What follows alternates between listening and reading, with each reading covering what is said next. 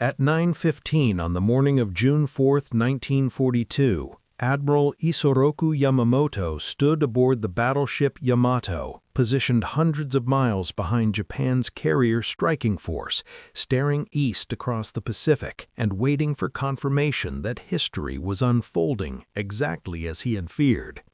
6 months earlier, aircraft launched under his command had struck Pearl Harbor. 6 months of uninterrupted Japanese victories had followed across the Pacific and Southeast Asia.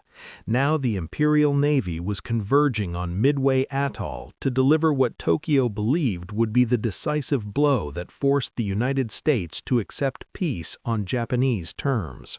4 heavy aircraft carriers, Akagi, Kaga, Soryu, and Hiryu, were advancing toward the island.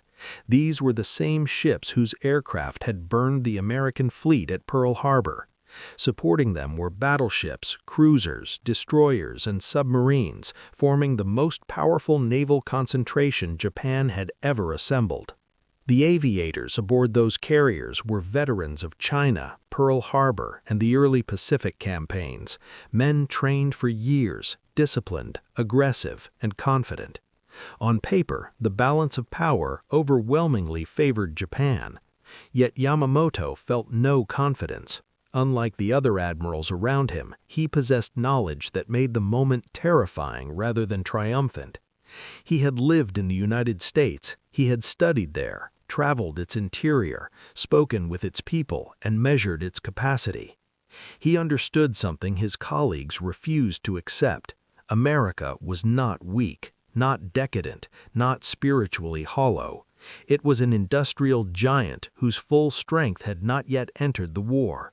And Yamamoto knew that once it did, Japan would face destruction on a scale no battlefield victory could prevent. Within 6 hours, his fears would be realized in the most catastrophic naval defeat in Japanese history. The Battle of Midway would not simply destroy Japan's carrier force, it would expose a profound failure of perception that had shaped Japanese decision-making for decades. Japanese leaders believed they understood America. They did not. That misunderstanding, more than any single battle or weapon, doomed the empire. The central problem facing Japan in 1941 was not tactical or technological, it was psychological. Japanese military and civilian elites had constructed an image of the United States that bore little resemblance to reality. That illusion guided strategy, shaped intelligence assessments, and justified decisions that made long-term victory impossible. Japanese officers convinced themselves that Americans were spiritually fragile. This belief went far beyond propaganda. Senior generals and admirals genuinely accepted it as truth. They believed a society built on democracy, individual rights, and material comfort could never sustain the kind of sacrifice demanded by modern total war. In their view, American soldiers were products of indulgence, men accustomed to automobiles, abundance, and leisure, incapable of enduring hardship or prolonged combat.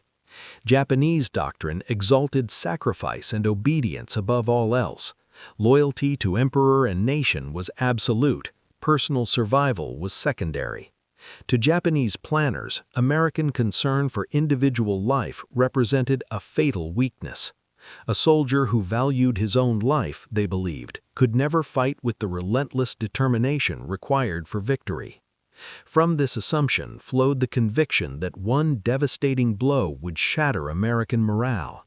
A nation of factory workers and shopkeepers, Tokyo believed, would choose negotiation over prolonged bloodshed. Japanese intelligence reports seemed to confirm this narrative. Observers stationed in American cities described labor strikes, political divisions, isolationist movements, and what they interpreted as cultural softness. They noted the relatively small size of the U.S. military in 1940 and concluded that America lacked both the will and readiness for a major war. Industrial power was acknowledged but dismissed as slow to mobilize. Japanese planners believed they had years to fortify an impenetrable defensive perimeter before American production could matter. American popular culture reinforced these misconceptions. Hollywood films shown in Japan portrayed gangsters, corruption, and disorder. Cities like Chicago and New York appeared chaotic and violent. Japanese intellectuals dismissed American culture as shallow and materialistic, lacking spiritual depth or historical discipline. To many in Tokyo, America looked decadent, disorganized, and morally weak. One man knew better. Isoroku Yamamoto had spent years inside the country Japan was preparing to fight. Born on April 4, 1884, in Nagaka, Niigata Prefecture, Yamamoto came from a former samurai family that had lost status after the Meiji Restoration. His upbringing was shaped by the legacy of defeat, discipline, and the need to reclaim honor through service. Despite fragile health as a child, Yamamoto demonstrated exceptional intelligence, excelling in mathematics and literature. He entered the Imperial Naval Academy and graduated near the top of his class in 1904, just in time for war with Russia. At the Battle of Tsushima in 1905, Yamamoto served aboard the cruiser Nishin during Japan's historic victory. The triumph came at a cost. A Russian shell explosion knocked him unconscious and tore 2 fingers from his left hand. He survived severe wounds and carried the injuries for life, physical reminders of sacrifice and duty.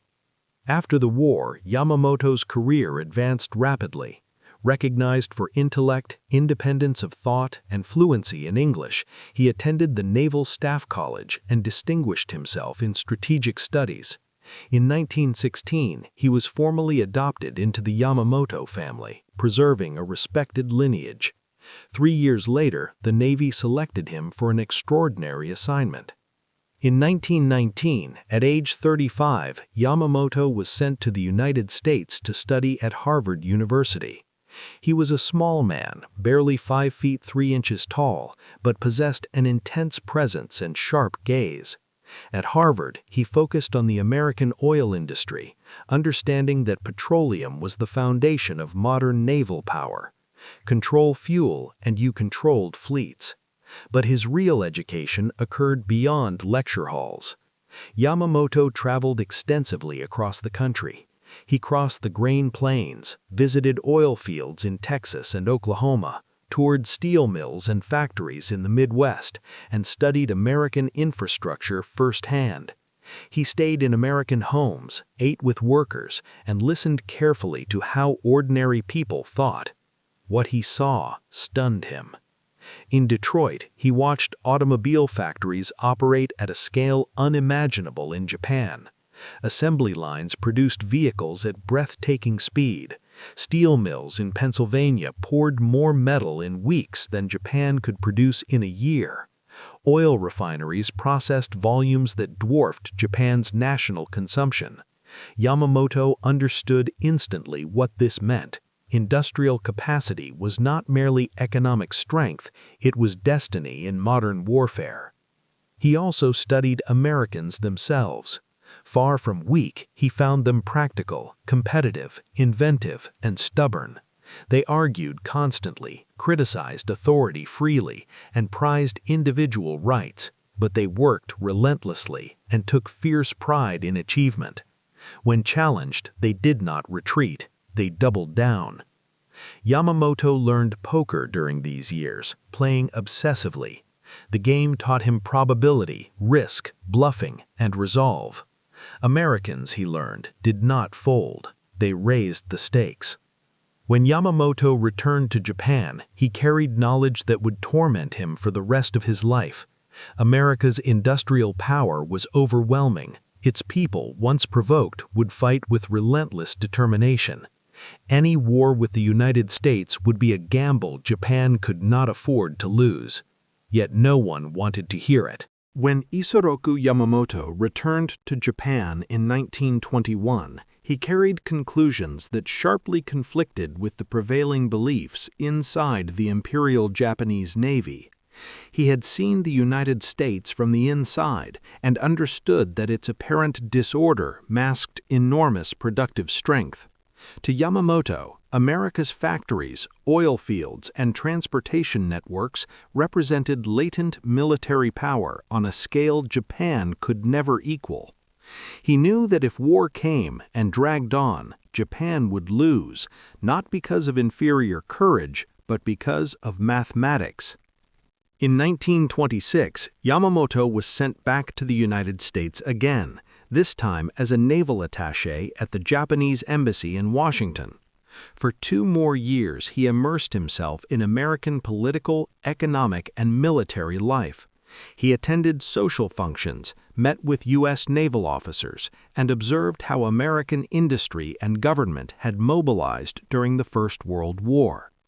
He saw how quickly factories shifted from civilian production to armaments and how shipyards expanded output at speeds unmatched anywhere else in the world.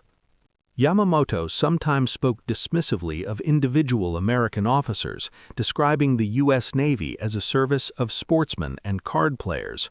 But this attitude was tactical, not strategic. Beneath the surface, his respect for America's national capacity only deepened. He understood that once fully committed, the United States could outbuild, outsupply, and eventually overwhelm any opponent. More importantly, Yamamoto grasped a psychological truth his colleagues missed entirely. Americans disliked war. They preferred comfort, commerce, and entertainment. But if attacked, their response would be furious and sustained. He had studied the American Civil War and understood the lesson it taught. When provoked, Americans were willing to absorb staggering losses rather than surrender principles or pride. They did not fight casually, but once engaged, they fought relentlessly.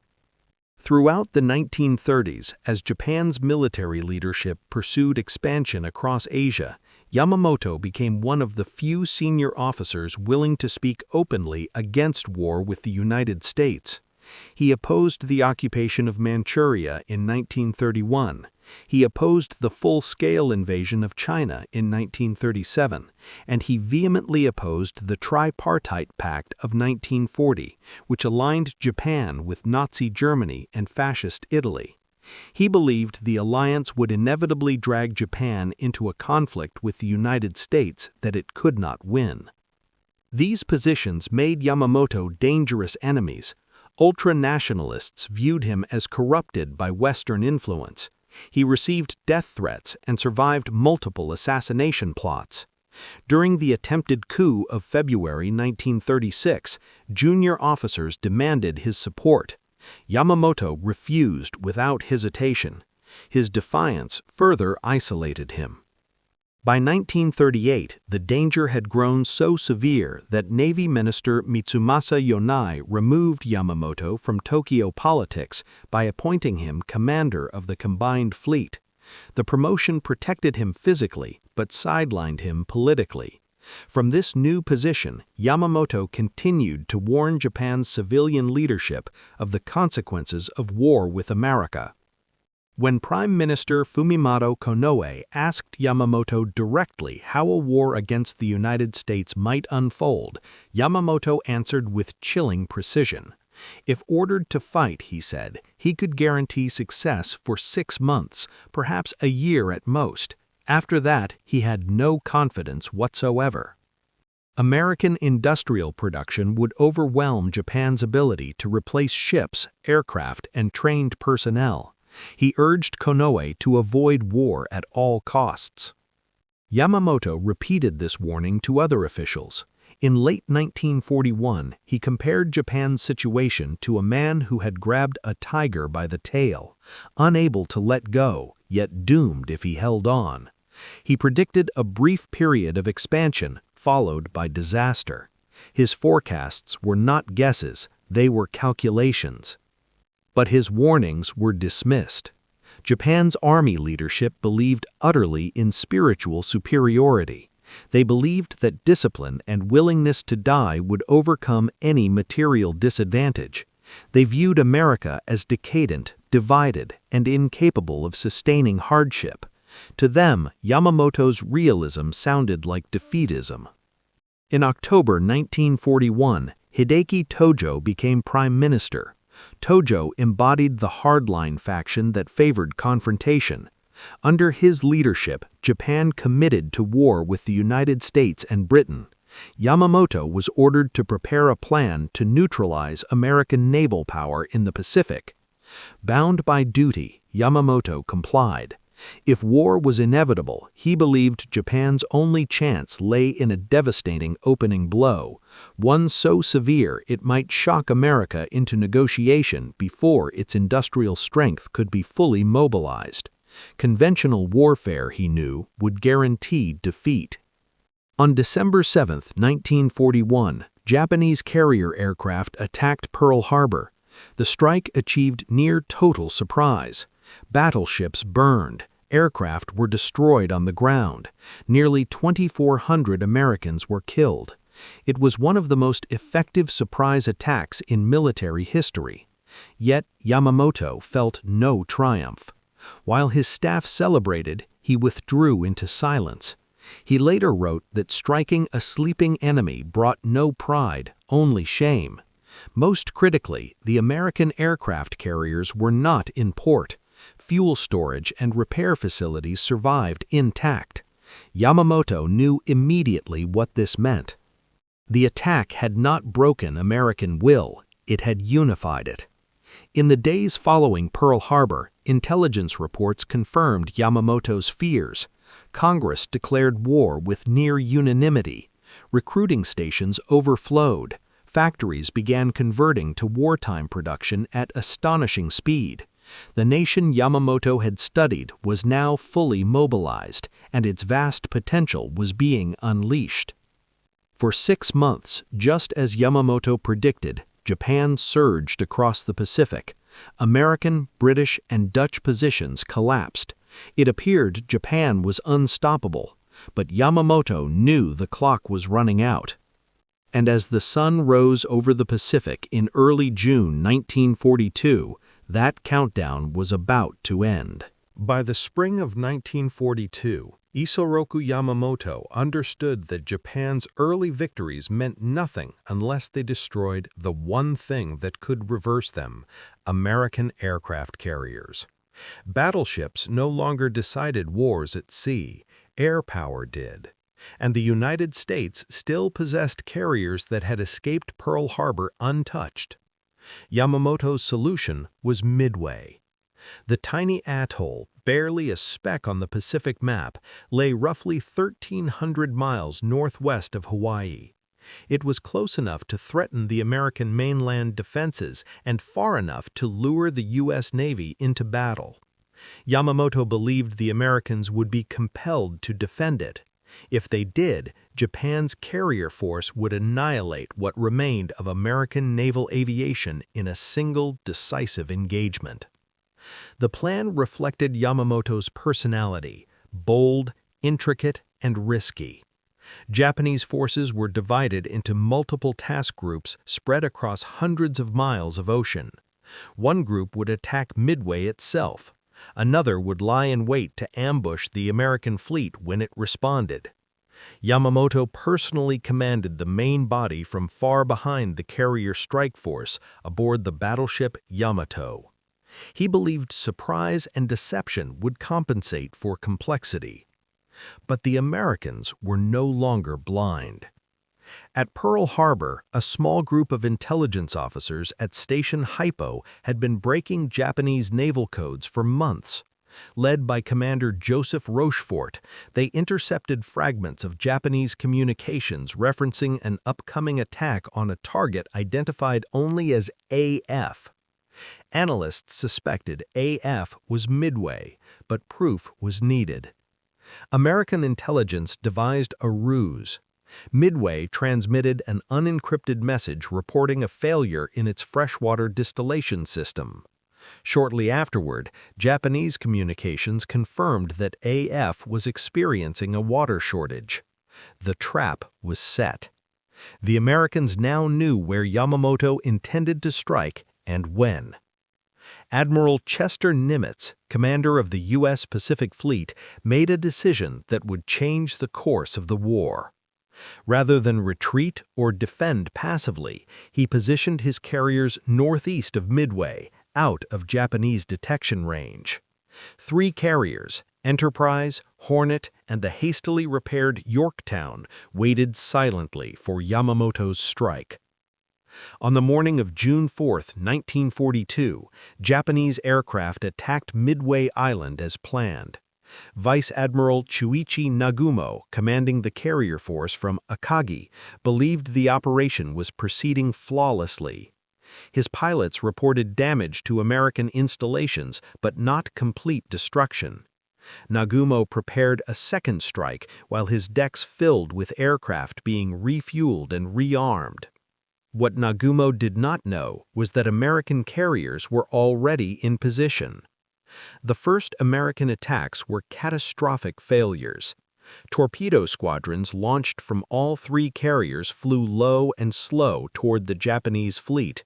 They were slaughtered by Japanese fighters in anti-aircraft fire. Entire squadrons were wiped out. Torpedo Squadron 8 lost all 15 of its aircraft. Of 41 torpedo bombers launched that morning, only 6 returned. Not a single torpedo hit its target. Their sacrifice was not in vain. The low-flying attacks pulled Japanese fighters down from altitude and disrupted carrier flight operations at a critical moment. Decks were crowded with aircraft loaded with fuel and ordnance. Bombs and torpedoes lay exposed. Damage control teams were overwhelmed. At 10:22 a.m., American dive bombers appeared out of the sun.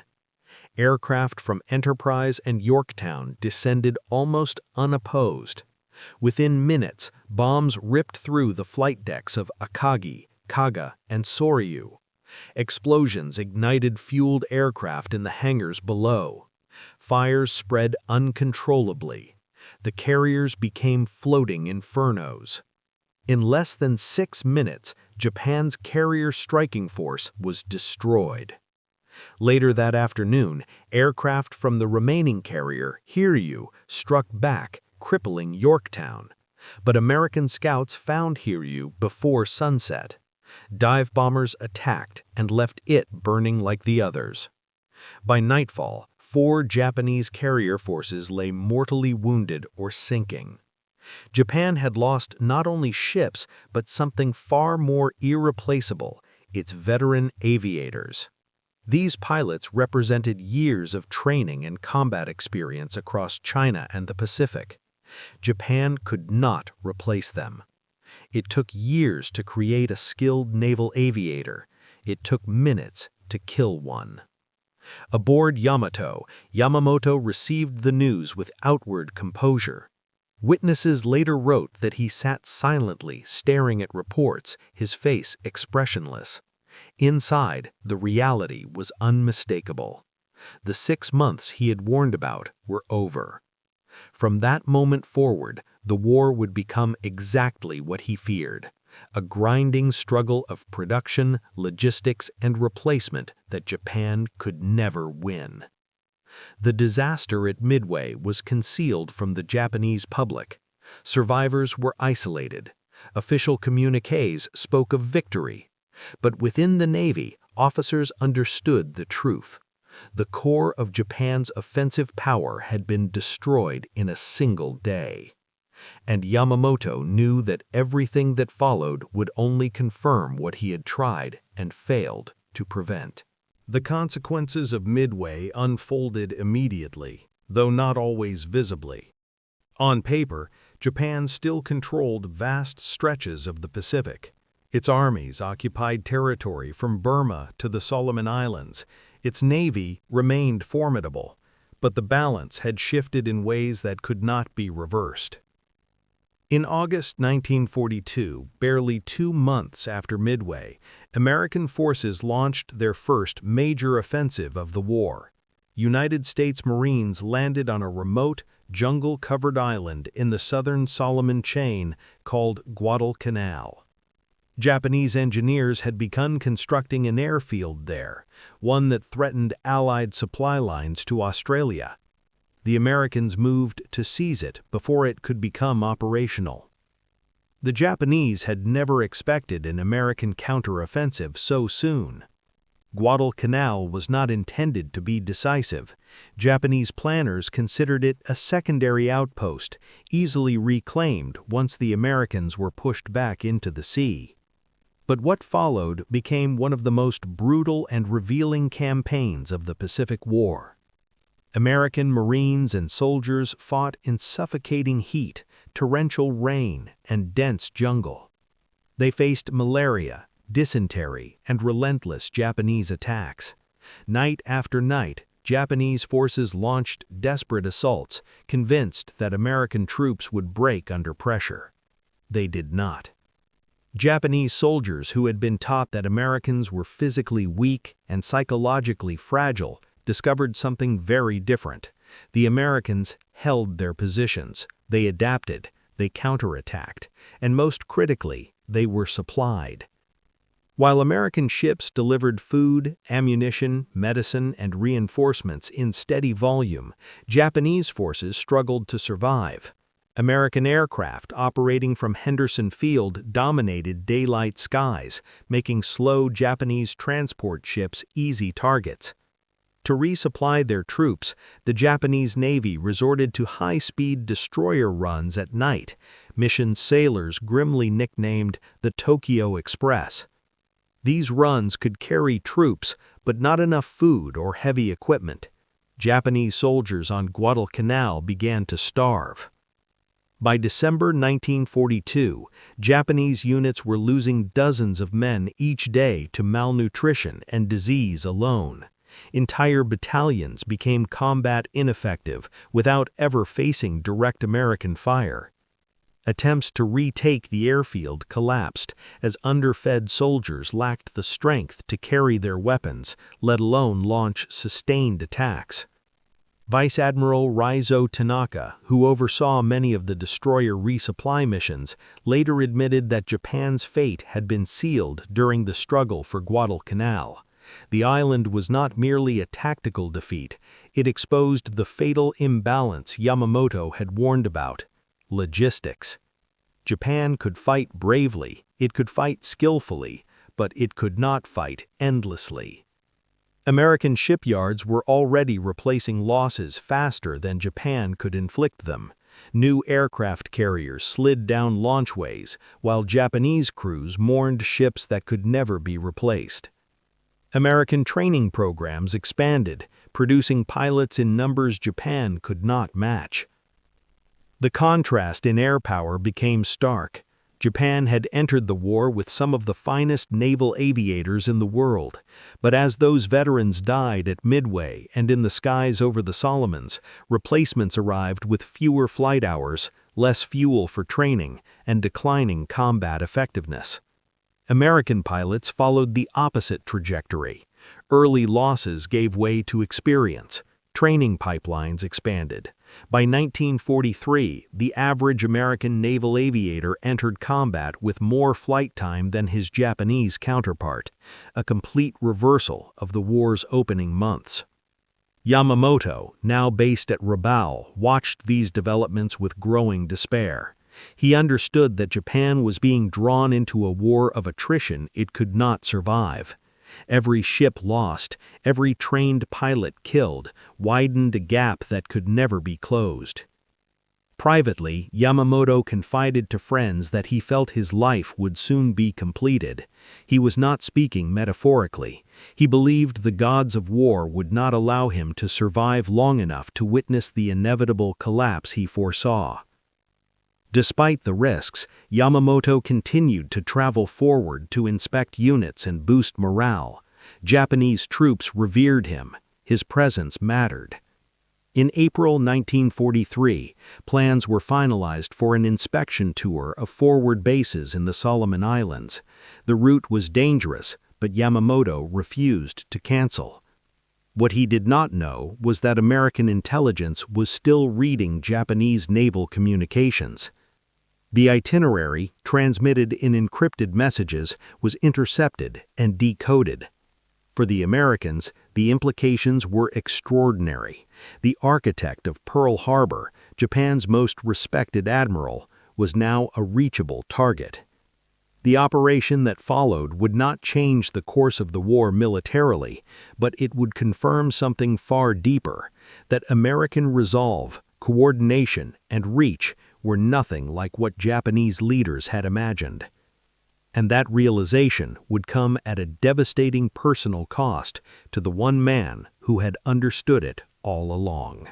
On April 13, 1943, Admiral Isoroku Yamamoto's staff finalized the details of his inspection tour of the forward Japanese bases in the Solomon Islands.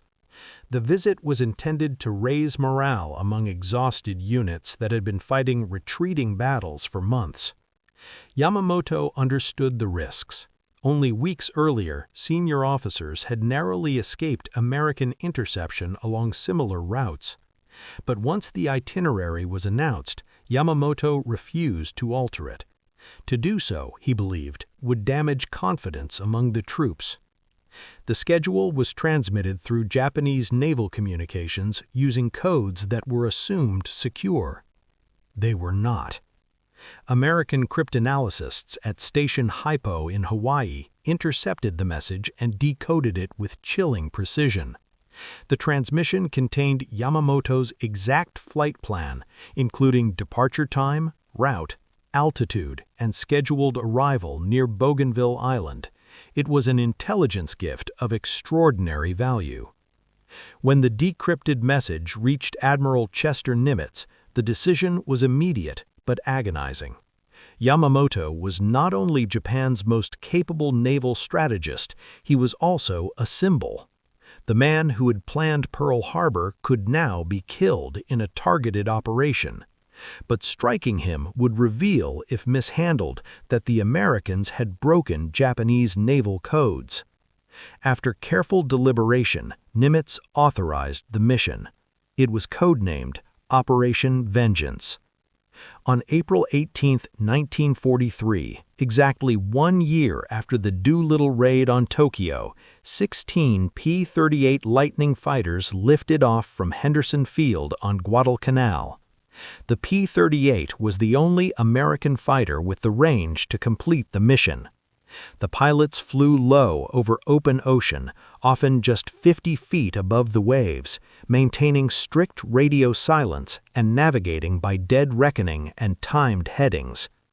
The flight covered more than 400 miles.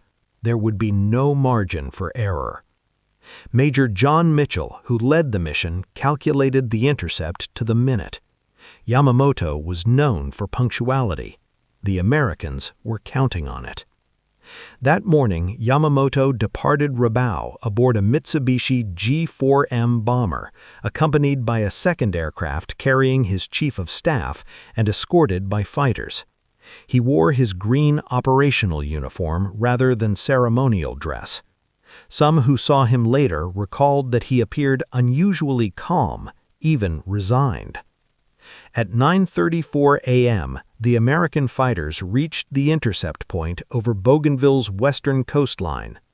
Yamamoto's aircraft appeared precisely on schedule. The P-38s dropped their external fuel tanks and climbed hard into the sun.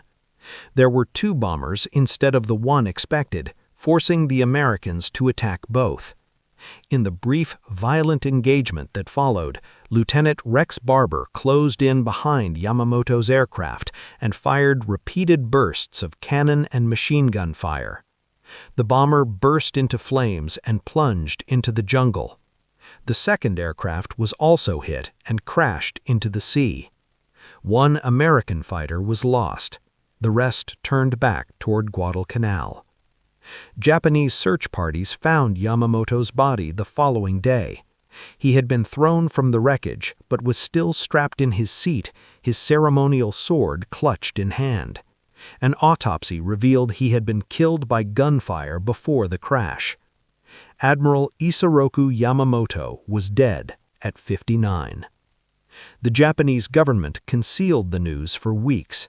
When the announcement finally came on May 21st, it stunned the nation. Yamamoto was promoted posthumously to Fleet Admiral and given a state funeral. His ashes were returned aboard the battleship Musashi. Even Nazi Germany honored him, awarding the Knight Cross of the Iron Cross. For the United States, the mission's success created deep anxiety. Officials feared that publicity might expose the code-breaking effort that made the operation possible. Major Mitchell's Medal of Honor recommendation was downgraded to avoid attention. Silence was enforced. But the symbolic impact was impossible to hide. The man who had warned Japan against war with America, who had understood American strength more clearly than anyone, had been killed by the very industrial, logistical, and intelligence power he had feared. His death marked more than the loss of an admiral. It marked the collapse of the illusion that America could be intimidated, outmaneuvered, or exhausted. From this point forward, the war would become exactly what Yamamoto had predicted: a grinding, unstoppable advance driven by American production, manpower, and resolve. And Japan would have no answer for it. The war continued for more than 2 years after Yamamoto's death, and every month that followed confirmed the warnings he had tried to deliver before a single shot was fired. What unfolded across the Pacific was not a contest of courage or sacrifice. It was a contest of endurance, production, and replacement, and Japan could not compete. American forces advanced relentlessly in an island-hopping campaign that bypassed strongholds and cut supply lines. Each battle, Tarawa, Saipan, Peleliu, Iwo Jima, Okinawa, revealed the same brutal reality. American units arrived with overwhelming firepower, endless ammunition, and a logistical system that delivered food, medicine, fuel, and reinforcements without interruption. Japanese defenders fought with extraordinary bravery, but bravery could not replace artillery shells, aircraft, or trained pilots. The industrial imbalance Yamamoto had witnessed in Detroit now dominated the battlefield. American shipyards launched aircraft carriers faster than Japan could sink them. In 1943 alone, the United States commissioned dozens of new carriers of every class. Aircraft factories produced tens of thousands of planes. Training programs expanded so rapidly that by 1944, American pilots entered combat with more flight hours than most surviving Japanese veterans. Japan's pilot corps, once the finest in the world, withered away. As experienced aviators were killed, training programs were shortened. Fuel shortages limited practice flights. New pilots entered combat with only a fraction of the preparation their predecessors had received. Losses mounted, and the quality gap reversed completely. By late 1944, American air power dominated the skies. The Mariana Islands fell, allowing B-29 Superfortress bombers to reach the Japanese home islands. These aircraft were not merely weapons, they were manifestations of industrial might. Pressurized, long-range bombers built in quantities no other nation could imagine. In March 1945, American bombers burned Tokyo in a single night, killing tens of thousands. City after city followed. Japan's wooden urban centers collapsed into firestorms. Still, the government hesitated, clinging to hopes of negotiation and decisive defense. In August 1945, the final proof of Yamamoto's fears arrived. Atomic bombs destroyed Hiroshima and Nagasaki, products of an industrial, scientific, and organizational effort unmatched in human history. The Manhattan Project had mobilized hundreds of thousands of workers, billions of dollars, and unprecedented coordination. No other nation on Earth could have produced such weapons. On August 15, Emperor Hirohito announced Japan's surrender. The war Yamamoto had predicted and tried desperately to prevent ended exactly as he had foreseen. 6 months of early victory followed by catastrophic defeat. Industrial power had decided the outcome, just as he knew it would. After the war, Japanese military historians revisited the assumptions that led their nation into disaster. Again and again, the same conclusion emerged. Japan had not misunderstood American weapons, it had misunderstood American society. The Americans were not weak, they were not decadent. Their individualism fueled innovation, their material abundance became firepower. Their democracy, chaotic in peacetime, produced unity in crisis. The very traits Japanese leaders had dismissed became decisive advantages. Yamamoto understood this because he had lived among Americans. He had walked their streets, studied their factories, talked with their workers, and played poker with their officers. He had seen how competition and cooperation coexisted, how criticism and loyalty could exist side by side. He tried to warn his country. No one listened. In the end, Yamamoto's tragedy was not that he was defeated, it was that he was right.